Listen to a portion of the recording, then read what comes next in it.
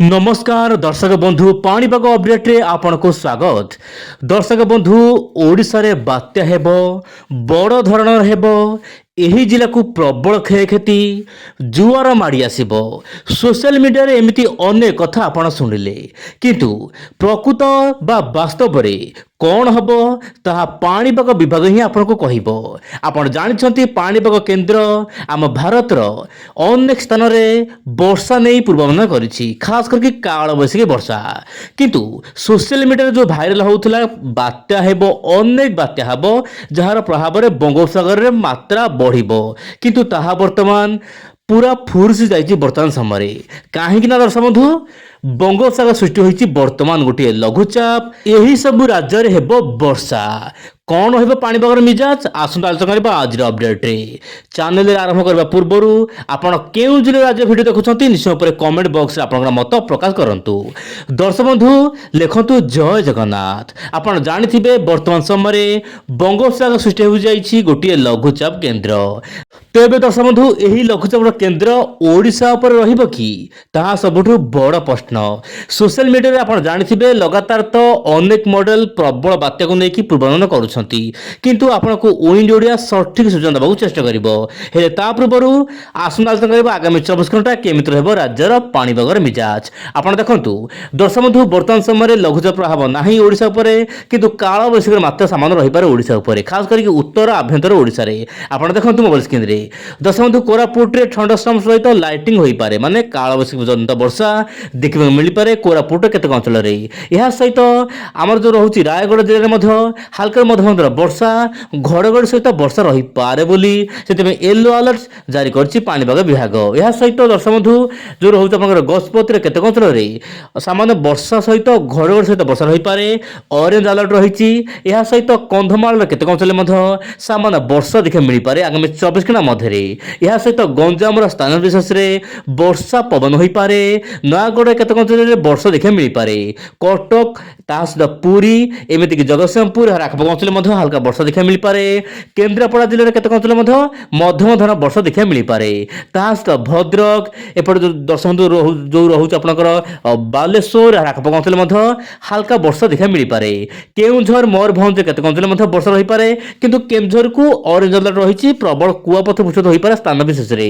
या सहित अनुगुण ता सहित जो रहउची आपनकर कंधमाल कलाहांडी आखपाख अंचल मध्य वर्षा देखा मिल पारे। दर्शक बंधु वर्षा तो होउची सेतिपे तापमात्रा बढ़ु नथिला, किंतु वर्तमान आपण एही चित्र को पढ़ी पारिबे अथवा दर्शक बंधु स्क्रीनशॉट मारी पारिबे। आपण देखंतु मु कहबो चाहिबी पाणीपाग विभाग सूचना मिलवा अनुसार आगामी 2 दिन मध्य तापमात्रा सामान्य बढ़ी पारे 2 ରୁ 4 डिग्री प्राय 5 दिन पर्यंत बढ़ी पारे। दर्शक बंधु माने दर्शक बंधु जो आगामी 5 दिन आसुची तापमात्रा बढ़िबो, गरम गुळुगुळी रे संतुलन होई पारंती उपकूल ओडिशा, किंतु उपकूल रे गुळुगुळी रहिबो।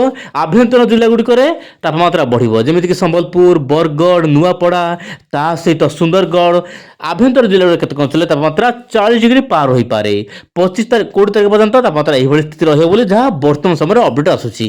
एपटे बंगोपसागर सृष्टि होईची लघुचाप, श्रीलंका रो जो निकटवर्ती बंगोपसागर रहिची सेठा वर्तमान गोटे लघुचाप सृष्टि होईची, किंतु एही लघुचाप प्रभाव ओडिशा पर नाही एवं जहा जना पड़छि यहा उत्तर पूर्व दिग को गति करि पारे, माने म्यांमार आड़ को जाई पारे, किंतु किछि मॉडल कहउछंती यहा समुद्र मध्य मध्य मिले जाई पारे, किंतु ऊपर वायु एवं तळ वायु रो वर्तमान मिश्रण हो नाही ठीक भाबरे। माने दर्शक बंधु हमर जो रहउची चापर मात्रा सामान्य ठीक रहउ नाही। एपटे बंगोपसागर किछि पूर्वाळु वायु जीवो जा पई कि राज्यर केतक अंचल रे काल बैसाखी मात्रा बढ़ी पारे।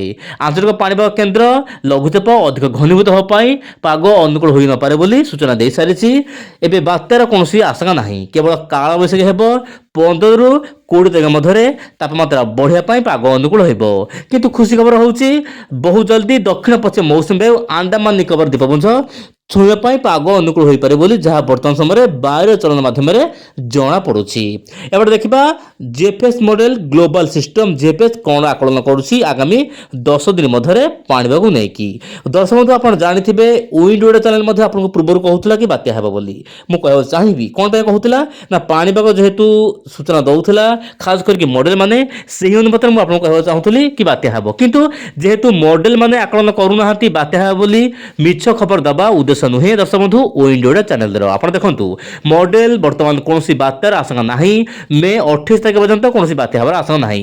କିନ୍ତୁ ଗୋଟିଏ ଘୂର୍ଣ୍ଣିଝଡ଼ ସୃଷ୍ଟି ହୋଇପାରେ ଆପଣଙ୍କର ରହୁଛି ମିଆଁମାର ଉପକୂଳରେ, କିନ୍ତୁ ଏହାର ପ୍ରଭାବ ବାଂଲାଦେଶ ମିଆଁମାର ଉପରେ ପଡ଼ିପାରେ। କିନ୍ତୁ ଓଡ଼ିଶାରେ ପ୍ରବଳ ବର୍ଷା ରହିପାରେ 21 ତାରିଖ ପରେ, କାହିଁକିନା ପ୍ରି ମନସୁନ୍ର ଆକ୍ଟିଭିଟି ବଢ଼ିବ, ବଙ୍ଗୋପସାଗର ଅତି ଆକ୍ଟିଭ ହୋଇପାରେ। କେବଳ ମୌସୁମୀ ବାୟୁ ପ୍ରଭାବରେ ଭଲ ବର୍ଷା ଆଗାମୀ ଦିନ ଦେଖିବାକୁ ମିଳିପାରେ।